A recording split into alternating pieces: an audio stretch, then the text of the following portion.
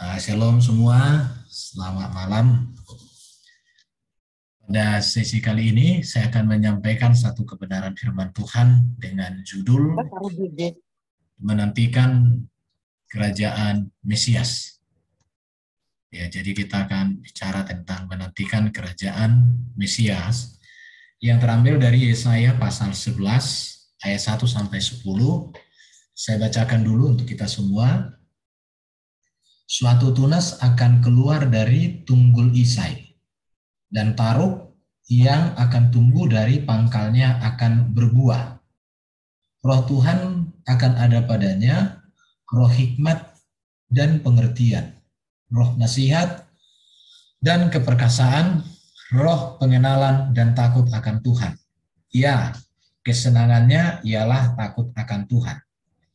Ia tidak akan menghakimi dengan sekilas pandang saja atau menjatuhkan keputusan menurut kata orang, tetapi ia akan menghakimi orang-orang lemah dengan keadilan dan akan menjatuhkan keputusan terhadap orang-orang yang tertindas di negeri dengan kejujuran. Ia akan menghajar bumi dengan perkataan seperti dengan tongkat, dan dengan nafas mulutnya ia akan membunuh orang fasik. Ia tidak akan menyimpang dari kebenaran dan kesetiaan, seperti ikat pinggang tetap terikat pada pinggang. Serigala akan tinggal bersama domba, dan macan tutul akan berbaring di samping kambing. Anak lembu dan anak singa akan makan rumput bersama-sama, dan seorang anak kecil akan mengiringnya. Lembu dan beruang akan sama-sama makan rumput, dan anaknya akan sama-sama berbaring. Sedang singa akan makan jerami seperti lembu. Anak yang menyusu akan bermain-main dengan liang ular, bermain dekat liang ular kedung, dan anak yang cerai susu akan mengulurkan tangannya ke sarang ular beludak. Tidak ada yang akan berbuat jahat atau yang berlaku buruk di seluruh gunungku yang kudus, sebab seluruh bumi penuh dengan pengenalan akan Tuhan, seperti air laut yang menutupi dasarnya. Maka pada waktu itu, taruk dari pangkal Isai akan berdiri sebagai panji-panji bagi bangsa-bangsa.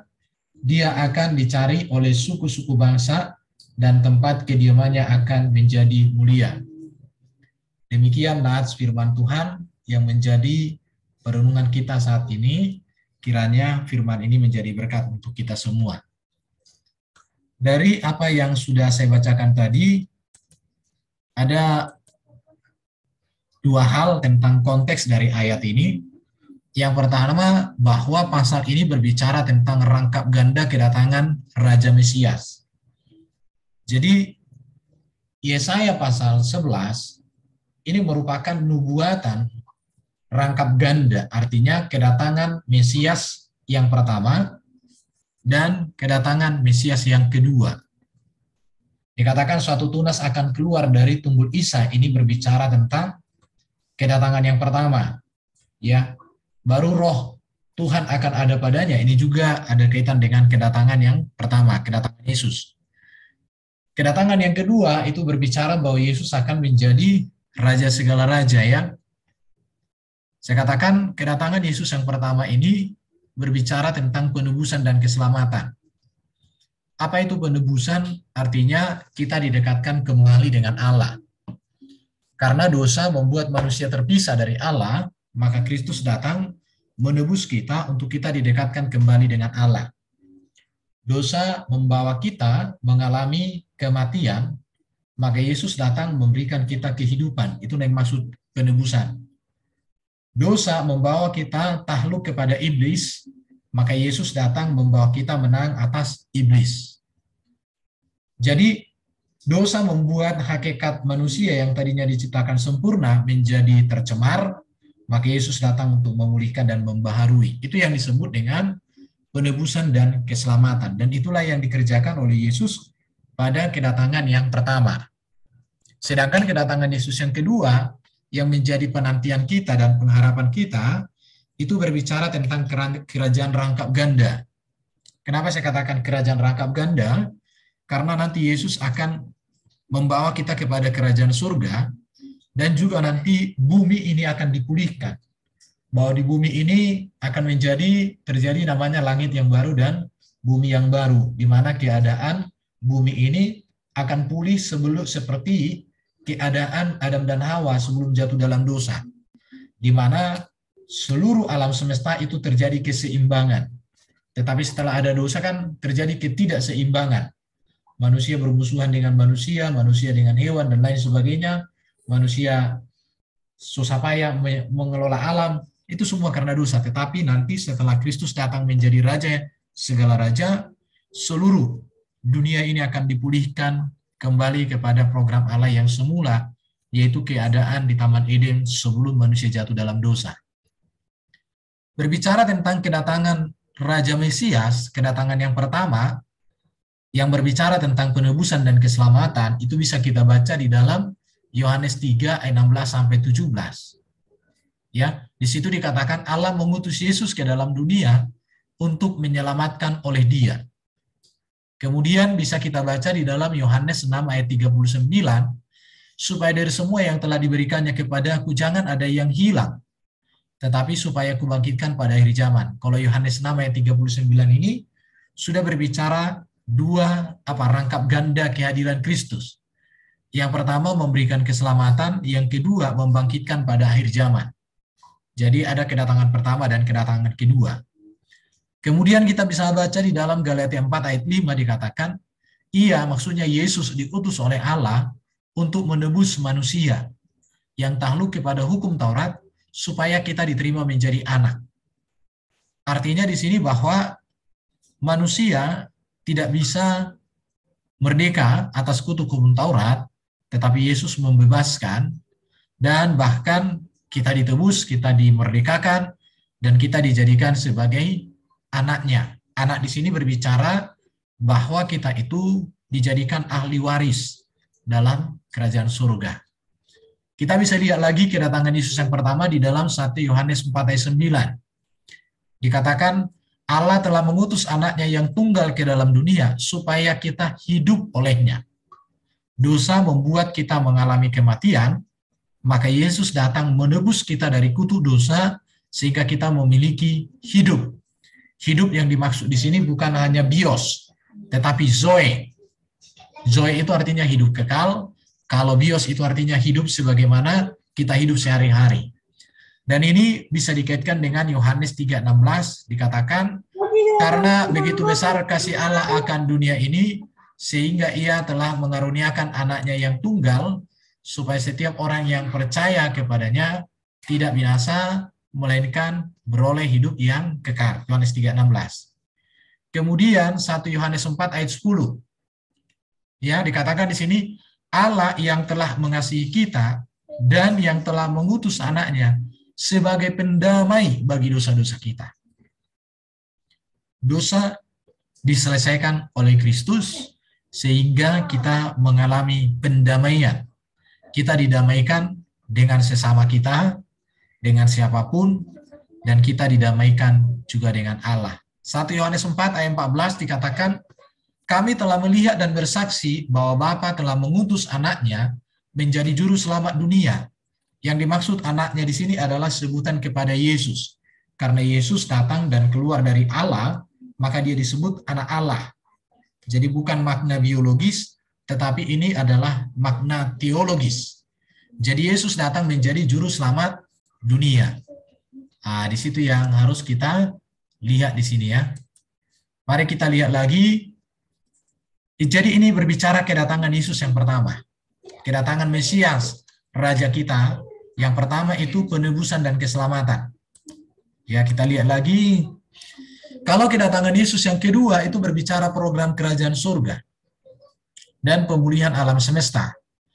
Ini bisa dibaca di dalam Yohanes 14 ayat 3. Kalau bisa dibaca di dalam ayat 1 sampai 3, tapi saya bacakan ayat 3-nya saja.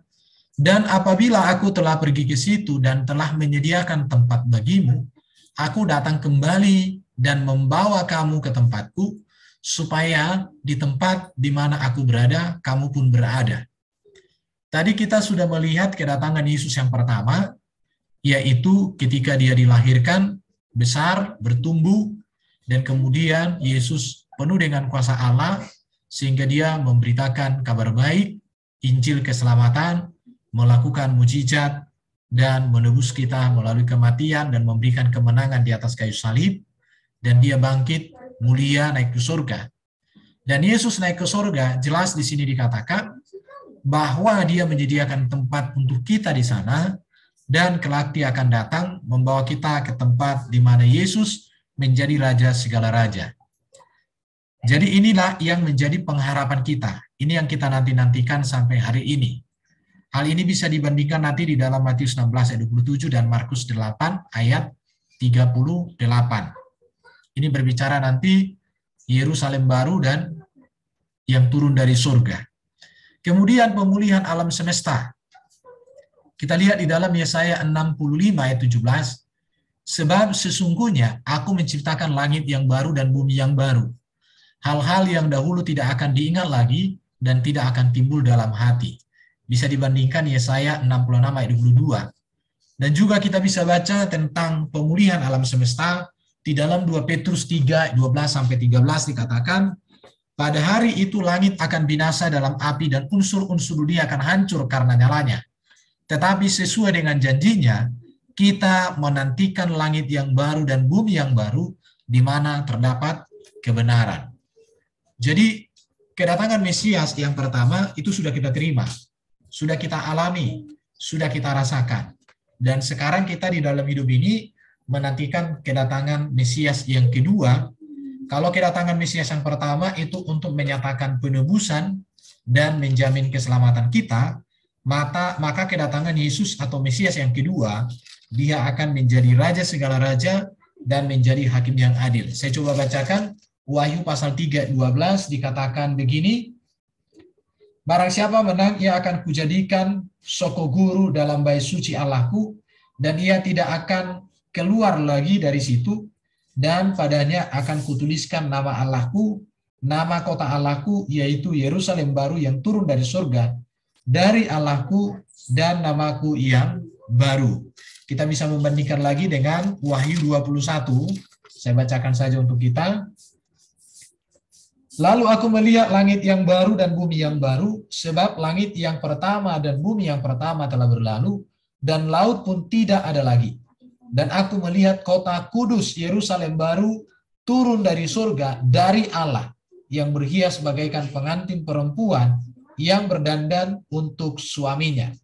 Jadi jelas sekali katakan bahwa kedatangan Mesias yang kedua itu berbicara tentang program kerajaan surga dan pemulihan seluruh tatanan di alam semesta. Itu jelas sekali. Jadi sekarang kita perlu belajar bagaimana cara pandang Kristen terhadap Yesus Kristus. Yesus Kristus Mesias yang ilahi itu kedatangan yang pertama, maka kita sudah percaya dan menerima karya Yesus kedatangan yang pertama, yaitu seperti yang disebutkan tadi, penebusan dan penyelamatan. Pada kedatangan Yesus yang pertama, dia menebus kita, dia memerdekakan kita, dia melepaskan kita dari kutuk dosa. Ini sudah kita terima. Kemudian, Yesus juga sudah memberikan ajaran, baik itu tentang etika, baik itu tentang moral, baik itu tentang sosial, bagaimana berhubungan dengan sesama, bahkan juga tentang politik, bagaimana kita menghargai pemerintah, bagaimana kita taat pajak, karena ada dikatakan Yesus, berikan kepada pemerintah apa yang kamu berikan, dan seterusnya. Jadi ajaran-ajaran Yesus tentang kebenaran-kebenaran yang agung di kedatangan yang pertama itu sudah kita terima. Dan itu tertulis di dalam kitab Injil, Matius, Markus, Lukas, dan Yohanes.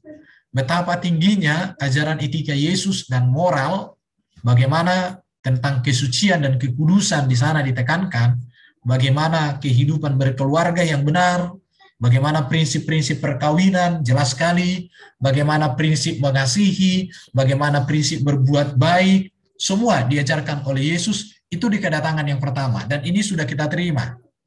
Kemudian, Yesus juga menyatakan kuasanya melalui mujizat. Di dalam catatan Injil, lebih dari 30 mujizat yang dilakukan oleh Yesus. Baik itu menyembuhkan, telinga yang tuli, mulut yang bisu, mata yang buta, kaki yang lumpuh, tangan yang nggak bisa ngapa-ngapain, baik pendarahan, baik kerasukan setan, baik penyakit-penyakit berbagai jenis. Bahkan Yesus bisa menghentikan badai, berjalan di atas air, bahkan Yesus menghidupkan orang mati, dan lain sebagainya. Jadi ini sudah kita terima. Dan apa yang dikerjakan oleh Yesus pada kedatangan yang pertama, itu sudah kita alami dalam hidup kita sehari-hari. Dan itu menjadi landasan atau alasan untuk kita tetap bersyukur, untuk kita tetap percaya kepada Tuhan. Maka kita tidak boleh menghindar dari kehendak Tuhan atau kita menjauh dari kebenaran Tuhan. Yang berikut di kedatangan yang pertama, Yesus juga mengajarkan tentang akhir zaman. Ini bisa kita baca di dalam Matius 24 sampai 25. Dua pasal ini berbicara tentang akhir zaman, tanda-tanda akhir zaman, apa yang akan terjadi akhir zaman. Yesus ajarkan, dan itu sudah kita terima pengajaran itu. Yesus juga mengajarkan bagaimana hidup kekal. Hidup kekal itu seperti apa? Bagaimana untuk masuk di dalam program hidup kekal yang dikerjakan oleh Yesus. Bahkan Yesus mengajarkan kerajaan surga. Ini sudah dinyatakan oleh Yesus pada kedatangan yang pertama. Kemudian Yesus juga memberikan amanat agung kepada kita untuk memberitakan Injil. Tetapi kenyataannya sekarang ini, kalau berbicara tentang apa yang dikerjakan Yesus pada kedatangan yang pertama, untuk penebusan dan keselamatan yang memerdekakan dari dosa, kita dengan senang menerimanya. Untuk ajaran etika dan moral, tentang sosial politik, itu juga kita terima, kita setuju. Yesus menyatakan kuasa melalui mujizat, kita setuju. Yesus mengajarkan tentang akhir zaman, tentang hidup kekal, tentang Roh Kudus, tentang siapa Bapa di surga, dan lain sebagainya kita terima. Tetapi banyak orang menghindar di sini. Yang kelima, itu menjadi persoalannya. Banyak orang sekarang tidak mau memberitakan Injil. Jangankan memberitakan Injil, membacakan kitab Injil saja tiap-tiap hari di rumahnya, nggak mau. Alasannya adalah terlalu sibuk lah, atau capek lah, dan macam-macam. Jangankan memberitakan Injil kepada yang belum percaya. Tapi membaca kitab Injil pun masih ada orang yang enggan. Jadi kedatangan Yesus yang pertama ini harus kita terima, harus kita imani, harus kita hidupi dalam hidup kita sehari-hari. Janjinya dan berkatnya, karyanya, dan perintahnya untuk memberitakan Injil haruslah kita lakukan. Dan ini harus kita kerjakan, harus kita imani seumur hidup kita sampai Yesus datang kali yang kedua. Jadi cara pandang kita terhadap Yesus itu kedatangan yang pertama, seluruh karyanya dan janjinya kita harus terima. Seluruh amanatnya harus kita laksanakan. Dan ini harus kita terus kerjakan sampai Yesus datang kali yang kedua, di mana dia menjadi Raja segala raja dan Hakim yang adil. Jadi kita melakukan semuanya itu sebagai satu ketaatan kita bahwa dia sudah berjanji akan datang kembali menjadi Raja segala raja, Hakim yang adil. Sekarang mari kita melihat kepada Yesaya pasal 16 tadi. Yesaya 11. Kalau kita membaca dengan teliti Yesaya 11 ini, maka Yesaya 11 ini terbagi menjadi 3 bagian besar. Ayat 1 sampai dengan ayat 3, ini berbicara bahwa Yesus Raja Mesias memiliki roh Tuhan. Dan dikatakan memiliki roh hikmat, memiliki roh pengertian, memiliki roh nasihat, memiliki roh keperkasaan, memiliki roh pengenalan, dan takut akan Tuhan. Inilah pribadi dari Raja Mesias kita, bahwa dia penuh atau memiliki roh Tuhan dalam dirinya. Kemudian ayat 3b sampai dengan ayat 5, ini berbicara bahwa Yesus sebagai Raja Mesias kelak akan menjadi Hakim yang adil, Hakim yang jujur, di mana dia akan memutuskan keputusan hukum secara adil bagi manusia. Ketika Yesus kelak di kedatangan yang kedua menjadi Hakim yang adil, maka dia akan mengadili, memutuskan segala sesuatu tidak berdasarkan pertimbangannya atas kata orang. Jadi tidak ada orang lain yang menjadi saksi, tidak. Tetapi dia maha tahu, dia mengerti, dan dia memutuskan secara tepat. Itu kedatangan yang kedua. Kemudian bagian yang ketiga dari Yesaya pasal 11, itu berbicara tentang Raja Mesias memerintah penuh dengan kesejahteraan di wilayah kekuasaannya. Maka dikatakan serigala akan tinggal bersama domba, dan macan tutul akan berbaring di samping kambing, anak lembu dan anak singa akan makan rumput bersama-sama, dan seorang anak kecil akan mengiringnya.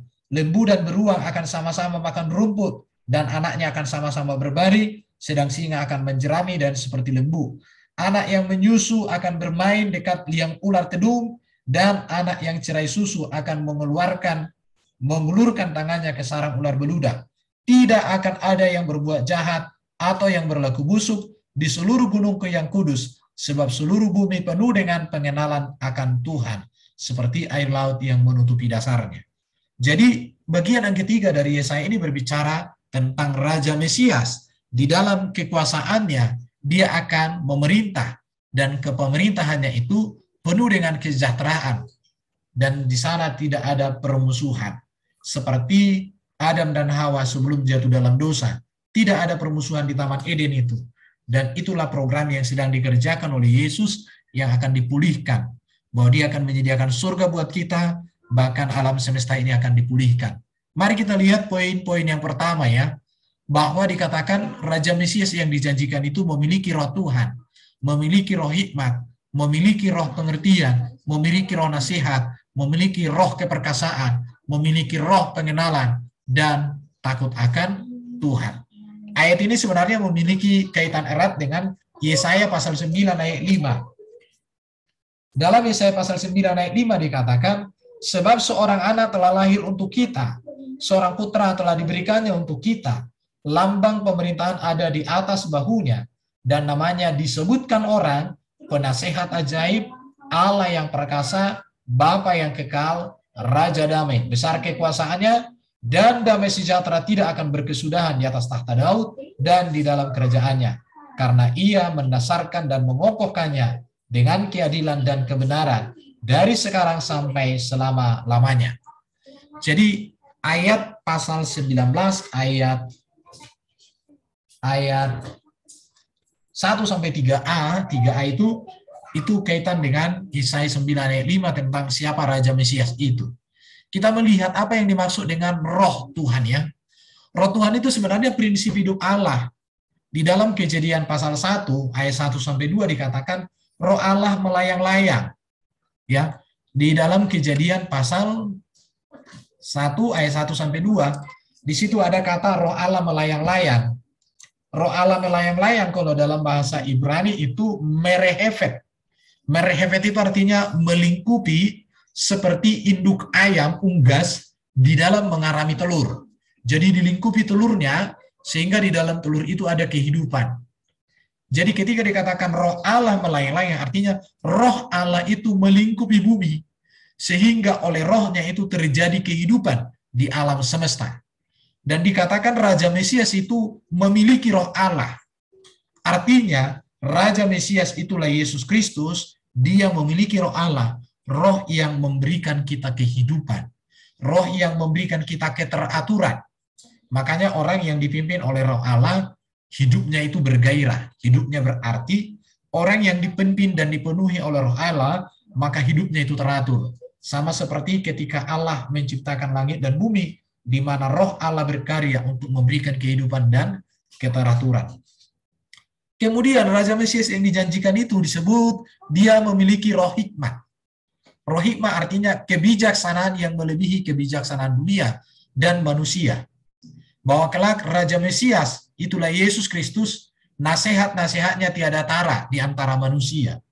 Maka sampai sehari ini tidak ada manusia yang bisa memberikan nasihat yang setara atau sebanding dengan apa yang sudah diajarkan Yesus. Yesus itu seorang pengajar, seorang pemberi nasihat, seorang pemberi hikmat yang sempurna. Bahkan Yesus itu tidak hanya mengajarkan hikmat, tidak mengajarkan kebijaksanaannya, tetapi dia adalah hikmat Allah itu sendiri. Dia adalah firman Allah itu sendiri yang diutus Allah ke dunia ini untuk melaksanakan tugas keselamatan. Baru dikatakan Raja Mesias itu memiliki roh pengertian atau akal budi. Artinya di sini bahwa Raja Mesias kita Yesus Kristus itu melihat dan mengerti dengan tepat dan tajam sampai inti segala persoalan. Dia dapat mengerti manusia dalam segala keadaan. Artinya di sini kita berkeyakinan dan bersyukur punya Yesus yang dapat melihat inti hati kita, inti hidup kita. Tidak ada persoalan di dalam diri kita ini yang tidak dia ketahui. Itulah roh pengertian yang ada pada Yesus. Maka Yesus dengan tepat mengatakan, marilah kepadaku semua yang letih lesu dan berbeban berat, Aku akan memberikan kelegaan kepadamu. Kalau berbicara tentang roh pengertian, Yesus ini di dalam pelayanannya juga, semasa dia hadir di kedatangan yang pertama, benar-benar dia mengerti bagaimana dia ketika melayani orang-orang berdosa, bagaimana ketika dia memanggil Matius pemungut cukai, bagaimana ketika dia melayani orang-orang Samaria, bagaimana ketika dia melayani orang yang kerasukan setan. Dia mengerti betul, dia memandang dengan tajam sampai ke inti persoalan, dan dia bisa menyelesaikan. Kemudian dikatakan Raja Mesias, itulah Yesus Kristus yang sudah datang memberikan keselamatan bagi kita dan masih kita nantikan kedatangan yang kedua menjadi Raja segala Raja. Dia juga memiliki roh nasihat. Artinya mengajar dan menghibur dengan nasihat yang tepat, baik dan benar. Kalau kita membutuhkan nasihat, maka kita perlu belajar untuk berlutut, berdoa, menyerahkan diri kepada Tuhan Yesus. Yesus, tolong aku, berikan aku nasihat. Saya percaya ketika kita menggantungkan hidup kita, memohon petunjuk dari Dia di dalam memecahkan berbagai persoalan dalam hidup, maka Dia akan memberikannya. Kemudian dikatakan Raja Mesias yang sudah datang dan yang masih datang kembali kali kedua, dia memiliki roh keperkasaan. Artinya penuh dengan keberanian, penuh dengan kuasa, penuh dengan kemampuan untuk bertindak dengan perkasa seperti seorang pahlawan. Dan ini akan dinyatakan, sudah dinyatakan Yesus pada kedatangan yang pertama, bagaimana keberanian dan tindakan-tindakannya itu mengubah dunia sampai hari ini. Sampai hari ini ada 65% dari 100% para penerima Nobel dari PBB itu orang Kristen. Sekitar 15% itu orang Yahudi. Kemudian sekitar 7-8% itu ateis. 65% manusia-manusia di sepanjang sejarah yang memberikan sumbangsi untuk kemajuan keperadaban manusia itu orang Kristen 65%. Jadi roh keperkasaan, roh pengetahuan juga dikatakan. Arif dan bijaksana dalam bidang spiritual, dalam hal intelektual, atas dasar pengalaman hidup dan hubungan kasih, serta memelihara hubungan baik dengan Tuhan, dengan Bapa di surga. Kemudian sikap takut akan Tuhan, hubungan yang erat dengan pengetahuan, dengan kesalehan, dan beribadah kepada Tuhan. Jadi inilah Raja Mesias yang sudah kita terima kedatangan yang pertama, dan yang masih kita nantikan kedatangan yang kedua. Dia adalah sosok Raja yang penuh hikmat, penuh kuasa, penuh nasihat, penuh pengertian dan keperkasaan. Di dalam Dia kita mengenal Tuhan yang benar, dan di dalam Dia kita memperoleh kehidupan, keteraturan hidup juga di dalam Dia. Oke, sekarang kita masuk ke yang kedua, bagaimana Raja Mesias yang dijanjikan oleh Tuhan. Raja Mesias yang dijanjikan di dalam kitab Yesaya pasal 11 tadi dikatakan, Raja Mesias itu menjadi hakim jujur, adil, di dalam memutuskan hukum secara adil bagi manusia. Itu sangat jelas sekali dikatakan ya, di dalam ayat 3-5 tadi itu, ia tidak akan menghakimi dengan sekilas pandang saja, atau menjatuhkan keputusan menurut kata orang, tetapi ia akan menghakimi orang yang lemah dengan keadilan, dan akan menjatuhkan keputusan terhadap orang-orang yang tertindas di negeri dengan kejujuran. Ia akan mengajar bumi dengan perkataannya seperti dengan tongkat, dan dengan napas mulutnya ia akan membunuh orang fasik. Ia tidak akan menyimpang dari kebenaran dan kesetiaan, seperti ikat pinggang tetap terikat pada pinggangnya. Jadi Yesus itu menjadi hakim yang adil. Hal ini bisa kita membandingkan di dalam beberapa ayat Alkitab. Yohanes 5, 22-23 dikatakan, Bapa di surga telah menyerahkan penghakiman itu seluruhnya kepada Yesus, supaya semua orang menghormati Yesus seperti mereka menghormati Bapa. Itu jelas. Kemudian di dalam Yohanes 5 ayat 27-30 dikatakan bahwa Allah telah memberikan kuasa kepada Yesus untuk menghakimi. Baru dikatakan oleh Yesus bahwa Dia akan menghakimi sesuai dengan apa yang Dia dengar. Dan penghakimannya adil. Dan Dia menghakimi berdasarkan kebenaran yang sempurna, yaitu kebenaran Allah Bapa di surga.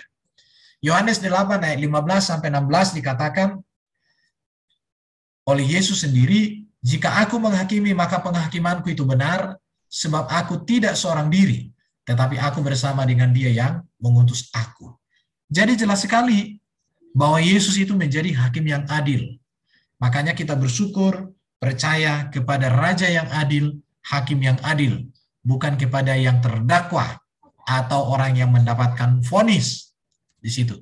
Kemudian kita melihat juga di dalam 2 Timotius 4 ayat 1 sampai 2. Allah dan Kristus, dikatakan di hadapan Allah dan Kristus Yesus yang akan menghakimi orang yang hidup dan yang mati. Jadi Yesus menghakimi orang hidup dan mati. Namun catatan untuk kita adalah, perlu ini perhatikan, penghakiman Yesus itu dibagi dalam 2 bagian. Penghakiman untuk mereka yang percaya itu konteksnya untuk memberikan upah, pahala atau mahkota. Sedangkan untuk penghakiman bagi orang yang tidak percaya itu berbicara penghukuman selama-lamanya, terpisah dari Allah, yaitu binasa di neraka. Jadi jelas sekali dikatakan Yesus hakim yang adil. Yakobus 4 ayat 11 sampai 12, hanya ada satu pembuat hukum dan hakim, yaitu Dia yang berkuasa menyelamatkan dan membinasakan. Jadi Yesus kedatangan yang kedua menyelamatkan umat yang percaya padanya dan membinasakan iblis dengan manusia-manusia yang disesatkan iblis di neraka selama-lamanya. Sekarang kita masuk yang ketiga. Dikatakan bahwa Raja Mesias itu memerintah penuh dengan kesejahteraan di dalam wilayah kekuasaannya. Itu ada di dalam ayat 6 sampai dengan ayat 10 dikatakan, serigala akan tinggal bersama domba dan macan tutul akan berbaring di samping kambing. Rasanya tidak mungkin serigala bisa tinggal dengan domba, karena domba makanan serigala. Macan tutul juga tidak bisa berbaring di samping kambing, karena kambing itu makanannya. Anak lembu dan anak singa akan makan rumput bersama-sama, itu juga rasanya tidak. Dan seorang anak kecil akan mengiringnya, ini pun tidak secara manusia. Tetapi di dalam kerajaan Sang Mesias, itu penuh damai sejahtera. Tidak ada di sana lagi dikatakan, sebagaimana tertulis di dalam Wahyu pasal 21:4, Ia akan menghapus segala air mata dari mata mereka, dan maut tidak akan ada lagi.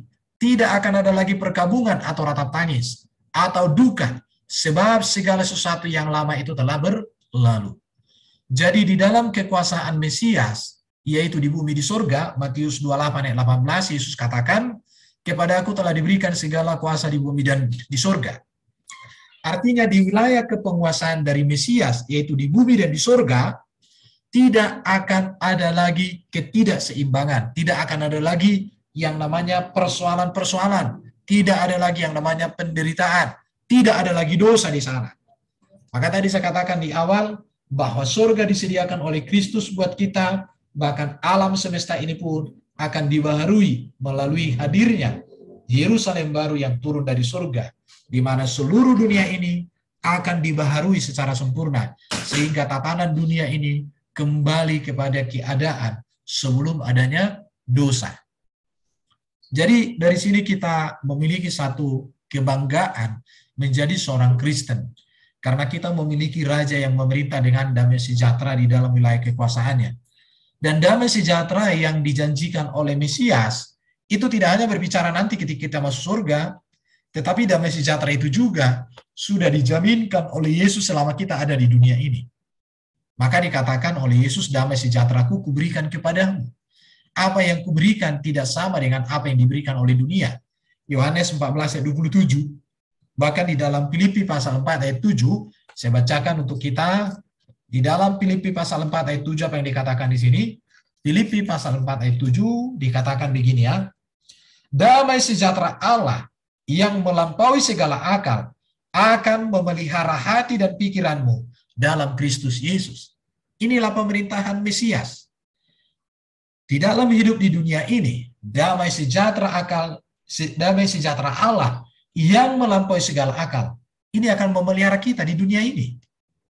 Tetapi harus kita ingat, damai sejahtera Allah tidak berbicara tentang uang, jabatan, kekayaan.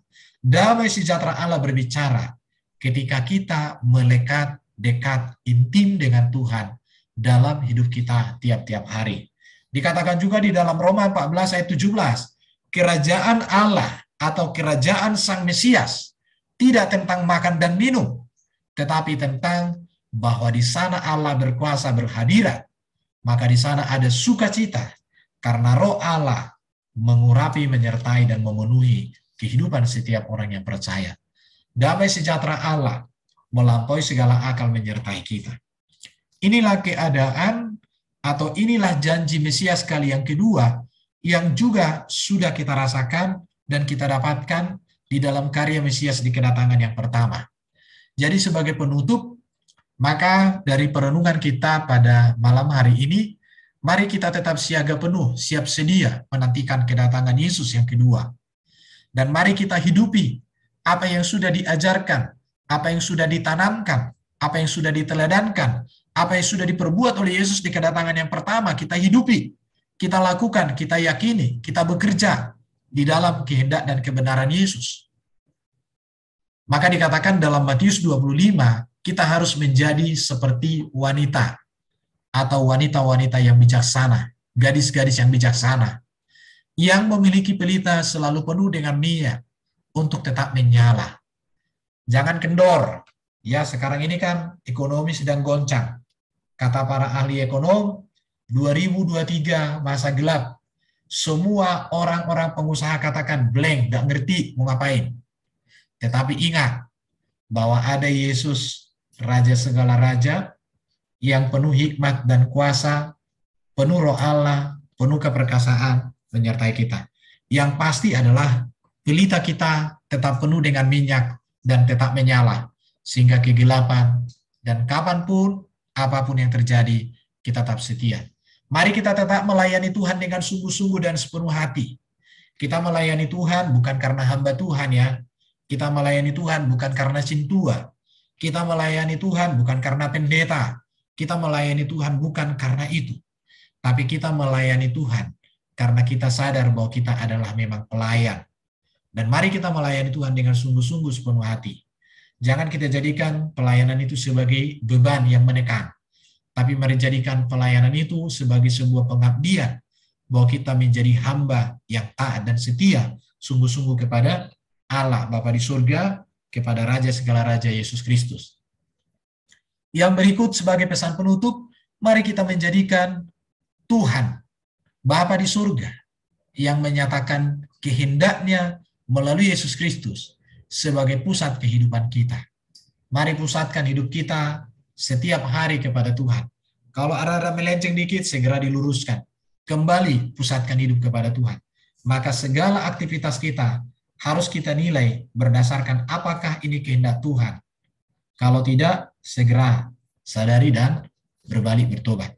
Kedatangan Yesus, kedatangan Mesias yang kedua, dikatakan akan datang secara tiba-tiba, bahkan dikatakan seperti kedatangan pencuri di waktu malam. Datang tidak disangka-sangka. Tetapi itu pasti terjadi, dan inilah yang kita nantikan. Biarlah kiranya renungan kebenaran firman Tuhan ini menjadi berkat bagi kita semua. Mari kita tetap setia sampai akhir. Mari kita menjadi hamba yang melayani Tuhan. Mari kita sungguh-sungguh menyerahkan hidup kita untuk kemuliaan Tuhan. Setia sampai akhir. Melayani Tuhan seumur hidup kita dalam profesi masing-masing. Sampai kita mendapatkan mahkota kehidupan, mahkota kemuliaan di dalam kerajaan Kristus.